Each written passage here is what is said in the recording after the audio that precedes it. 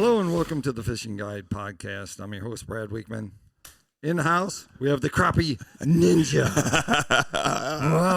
Hiya! Hiya! Oh, boy. I'm telling you, James Callaway's in the house. Or we're in his house. We're in a house somewhere. We're in a house. This is crazy. Crappie Ninja. Yeah. And you know what? I'm claiming look at his shirt. I'm claiming that I gave you that nickname. You might have. I'm here to say last year we were at the Mississippi Crappie Camp, and sure enough, you had that band. Oh, yeah. You had the eye of the tiger. I was bad at those crappie, weren't we? You were mad and you were catching them. You were flat out catching them. And that's what we're going to talk about. Let's just get right to it. How are you catching all these crappie? Well, it's a lot of hoping. You know, a lot of hoping on my part because I just put them out and I hope those PICO crankbaits do their job. Yeah. I look good. That's right. Let's start with how you're putting those lures. How you're putting those lures out, and also, are you using the deep diving INT PICO crankbaits? Or are you using the square bills? I'm fixing to go to the square bill tomorrow if I can get on the lake. Right. And why you're changing to them instead of the deeper diver, say in the reservoir? I got a little word that they're up shallow, about 4 foot. Right. So that square bill ought to be right in that area, shouldn't it? In that target zone. In that target zone, yeah. And I heard they was in the deepest part of the lake, too. Yeah. 20 foot of water. Yep. And that's as deep as water gets here in Lake Washington. It is. Right there at the bottleneck, they call it. That's pretty about much as deep as it gets. The rest of it maybe 8, 9, 10 foot at the most. We talk a lot about trolling, and so trolling the different ones. The square bill, so you're actually focused. If you're using the deep diver, what kind of depth zone are you actually looking for, and how far back do you know to put your line from your crankbait? If I catch a fish, I really pay attention to where he is when I get him to the back of the boat or to the leaders or everything, and I just try to cast back to that spot after I get that fish off, and then I kind of develop because I don't use any electronics. Right. I mean, I've got a little. Right. I got a little. You do dash. have a little dash one. Yeah, but I got a just dash for, one. But I don't know what that's for. You have one. Yeah. Now yesterday, while I was trying to fish a little bit, I was dragging the bottom apparently, so I kept trying to shallow up, because the fish was actually hitting the jig that I had on. And that. Those crankbaits come up with some trash on them, so I said I need to go shallower. Right. So is that how you know how deep you're going to run them? I mean, let's talk about different reservoirs because that probably makes it different. Lake Washington, it just shallow. Very shallow. But what happens if you go to, say, one that has maybe an average depth of like 12 to 18 feet?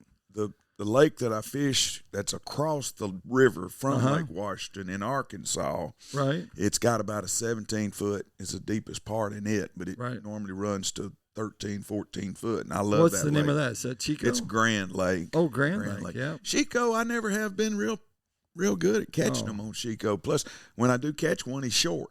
He's short. They got a 10-inch limit there, I think. And 9.5, you hate to throw those. Those are good eaters. Those are good eaters.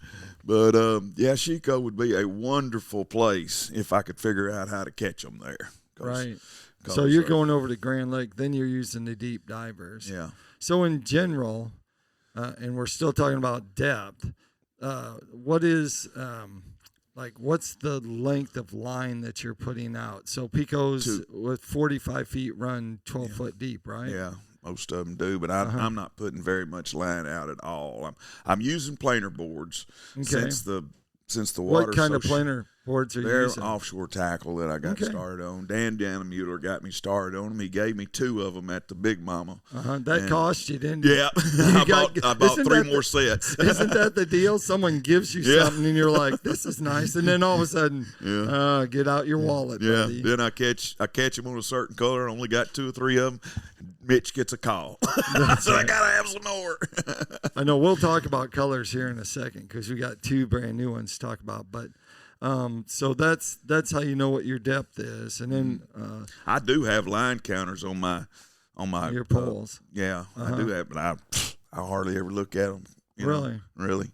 Yeah. And of course, the further you let it out after you put the board on, the further it's going to go to your right or your left. That's right. So, I try to gauge that, try to cover all area. But then when I do my flat lines, if it's not too rough, I do flat lines. I got a 20-foot, 18, 16, 14. Wow. And I'm covering water with plenty of bait in the water. That's right. And that's probably the deal why you're so good, you're so successful at that. I don't know about the good part. I get lucky a lot. I don't think it's luck when you got that much stuff out there. That's just breathing through some water, but I mean let's talk about your setup. You put your planer boards out first. Is that right? Is it shaped like a wingspan of a bird? I try to get them right in line. All right. Right in line off the corners of the boat. So I'm sitting there in my chair and I can tell, if one's good and acted. The flag don't always go down. Right. Telltale flag. Yeah. Yeah. You got to get that set just right for the flag to go down. But, you get a catfish or something like that, it goes down good. I've got something either big for crappie or a catfish. Slimy. Slimy. Or a gar. You catch gars, I've caught one gar in this lake. One gar in this lake. Yeah. Oh, they give me a lot of trouble when I'm in certain places, like an oxbow off the river or something like that, and they're in there heavy. I lose baits with them. I always counted. They can cut and I do use steel leaders when I know I'm going to be hitting gar, and that helps. Well, I used to have a pellet gun in there, and I'd shoot that sucker too, because he makes that flip, and there it goes. I buy $7, or whatever they cost. That's right. So you start on the outside corners and you start working your way in. And how many boards do you have on each side normally? I'm using 3 right now. I've only got 3 pulling rods or 6 pulling rods as far as the crankbait for the planer boards. I got them high in the back of the boat, and just as high as I can, and then a lot of people, when they're sitting up in the front, your line's crossed, your line's crossed. Well, it does look like they're crossed, but the way I put them out, the one furthest to the right or to the left is the furthest one out from the boat, and then the middle one, and then the one inside right by the just motors. keep staggering them. Yeah. Yep. And then you put out your free lines or your long lines, and then how do you know? Do you always put out 3 poles on each side of long lines? I've been known to put up to 16 rods out at one time. Now that's definitely in a lake that I know well. Right. But this one really doesn't have snags. This one has that black goobly goo. And that gets on that. Yeah. And that's probably something where you're trolling. I did catch a limb brim yesterday. You did? And a how did that sycamore taste? leaf. How did that taste? I don't know. You got to use lots of cayenne pepper and all that. To get that wood to taste very good. Let's talk about colors. We're pretty excited because the colors, 2 of the new colors, which you have, nobody else has down here that I know special. of.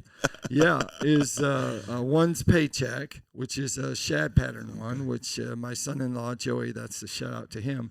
He painted that one. Oh, okay. And the other one's Doug Wynn. It's called the D Wynn. And that's the one that's green and has the black bars on the back and kind of has a thrush, kind of an orange thrush on it. And Last time I saw Doug, he was kind of wanting to come down and fish in this area one time, but he said, "Let me know when they're good," But we need to bring him down for one of these. Yeah. But so those are 2 colors I know you have because we gave them to you and you have them in your bag to use tomorrow. They're in there somewhere. Well, you need to get those out. So I think I've got, now that you sent me that bag today, I think I've got well over 300. 300 crankbaits. 300. Each box holds 150, and they're completely full right now. I've got to find a new home for those that I got yesterday. Let's talk about you have the coolest, the bestest, the neatest tackle boxes for crankbaits. Tell us, do you happen to know the brand, or are they out of business? I can't even remember the brand now. I think I got those. You've had them for a long time. I've had them. Gene Lester put me on those, and he was a big crankbait puller over at Grenada. but I think he's pretty much gone to the live scope now. Oh, he's not yeah. Team Big Fish anymore. They're big fish still, but right.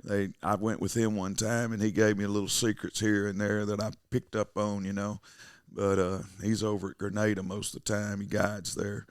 But I can't remember names. Oh, that one looks good, you know. Right. Well, we have. Looks good. Well, now PICO has 42 colors in the deep diver, 14 in the square bill. So there's a wide selection. Yeah. But when it comes to lure color, like how do you start? You start in the lake, but you've been to Washington for a while. So do you start with your favorites, and then do you go to experimental? Washington used to be a really good crankbait lake, but you know, like everybody's been complaining, they're not catching fish like they used to. But you know, I think we caught 9 last year. We caught 9 big ones. Yeah, they were nice. Like all they keepers. Nice. And I don't know how many John and I caught the next day, but he said he took almost 500 pictures of me. So I guess we had you had a lot of. We had a lot of. Last year you really reeked them in. Yeah. So tell us the color thing. How are you? I remember Christmas tree catching them last year. Right, Christmas tree. And I've had it out yesterday. Kind of a shad. It was too windy today. I was really scared to get out on the lake today, especially out in the wind, you know. Well, I mean, if your planer board goes under and you don't see it again for a minute, and then it comes to the other top of that wave, I guess that's too big. Yeah. But I mean, what other colors are like your favorite? Do you think some of the I like zombie shad patterns? You think more? Yeah. You think shad patterns more? Because you remember the green one, like Grenada green and some of those greens and Fire Tiger. Are you into those? Or are you more? I've been Mud Buddy or whatever it's called. Mud Bug? Yeah, Mud Bug. I like that one. That's like a crawdad color. Red one. Crawl. I like that one. I can see that's a black. Has black, but has a lot of red to it. So you're do you put out different colors on each side? I try to. Do you? Yeah, like shad on one side, red and orange. If I'm gonna fish 6 poles, I usually got 6 colors. 6 different colors. 6 different colors. Don't make any difference what side they're on. And then if I catch 2 on that bait, I'm probably changing, to that bait. You have to understand, he has tackle boxes, and there's like 12. There's one color, and he's got 12 of them. And so if they get hot, you will stick. I'm ready for them. Dude, every you just pole keep sticking. In the boat will have that color on. You think that's the deal, don't you? Yeah. It's a reaction bite. You know that. Right. They're just kind of mad at it when they come by, when it comes by them, and that's a reaction bite. And then I do have a jig on lots of times too, and I've been using like a jig trailer. Or do you use the snap in the front? It's up top. It's up top. Yeah. I'll stretch out 6 foot of line. Right. Say I'm 6 foot tall. Right. Close, and then I'll go about like that right there and put a swivel on, and then tie a knot, and then I put another slip. I mean, not a what you call it? Swivel clip, Yeah, and that's where my jig goes. And then the long one is the crankbait. Yeah. Yep. So kind of a teaser in the front. Yeah. So what Texas trailer they sell those. You can buy at PICO Lures.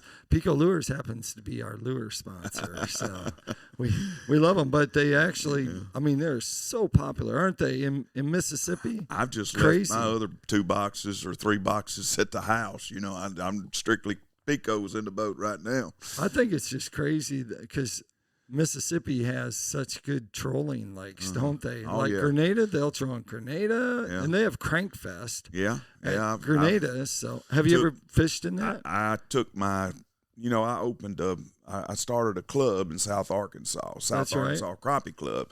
So I bought the good scales and I bought the digital screen and everything. And the first one they put on over there was using my scales and my scoreboards too. Wow! But since then, I let the club go by. I hadn't had it in the last 2 years, and I won't have it this year. But just kind of lost interest. Going on. Yeah, lost interest in it. You got grandkids. You got things to do. I've got a new boat, too, that's sitting at the house right now. It's a Sea Arc that I thought would be perfect. But I'm afraid it's too much boat for me, Brad. It's 26 foot long. Oh, 26. It's 26 foot long. It's down in the bottom, about huge live well back there. Got couches in front of the console and everything, and a big front deck. Oh that's man, a yacht, baby. Got a 300 Zook on it, man. That's a redneck yacht, baby. It is. That's all we've done. Yeah, Ninja probably doesn't need a boat that's big. I mean, that's my new move. That's like when you catch a fish, because we're going out. I'm going to have you do some of that on the video, man. I'll be like, Crappie Ninja, and you got to wear that shirt too. Oh yeah. I mean, we're gonna have to find a little tag that says PICO and put that in there somewhere or something on that. But I was hoping there would be some stickers in that care package, possibly a shirt. Not yet. Well, Mitch, you hear it now, man. If you want the Ninja to be wearing your stuff, but if you could give them one tip for trolling crankbaits, what would that one tip be? One tip would be play close attention to what you got out, where you bring that fish up, and it's particular things that I pay attention to that probably somebody else won't even notice, but you've got to really pay close attention to what you're doing, and when you catch that fish, make a mental note of it, and then try to go back at that same depth. And it's just a lot of hoping in my part. I promise you, I'm not that good, but I do get lucky. He flat out whacks them, baby. And he'll whack them. This wind stops being 40-mile-an-hour gust, and he gets out there. There's going to be a sleigh of crappies just being in this boat going down the thing. But that's good. You're building me up to this head. This game's getting tight. We like that. Hey, that takes us to Tackle Time. Tackle Time is sponsored by PICO Lures. PICO Lures has a complete line of hard and soft baits. So anything you're looking for to catch game fish, PICO has something for it. They also have terminal tackle. He was talking about snaps and swivels, things like that. PICO also has a line of Vanguard tackle. And that has terminal tackle, has fishing line, scales, just tools, things like that. You can check them out, PicoLures.com. James, if they wanted to see like maybe what you were doing, do you have a Facebook page they can kind of check out and post every once in a while. All right. It's kind of like duck hunting or deer hunting or something like that. You don't want to give all your secrets out, There you go. Because everybody's studying that. That's right. Yeah, Facebook, they'll look and see, and then the next thing you know, you'll be walking on boats, or you could walk on boats where you was fishing. But now, one of my favorite lakes is Belco. It's outside of Dumas. I've heard that they caught them there Saturday, so I might be going there. It's a real shallow lake. I mean, the whole thing's shallow. Wow. But the planer boards, that's one thing. Let me make this note if it's okay. Yeah. The planer boards work good in shallow lakes, okay, because the boat's probably scaring those fish. Right. So you put your planer boards out, and that's flushing them out to the sides, and that's to when your you'll baits. To your baits. So that's when you start catching them on planer boards in the shallower lakes. All right, there you have it. Like I always like to end the show, make sure you keep your hook sharp and your lures in the water. I love it.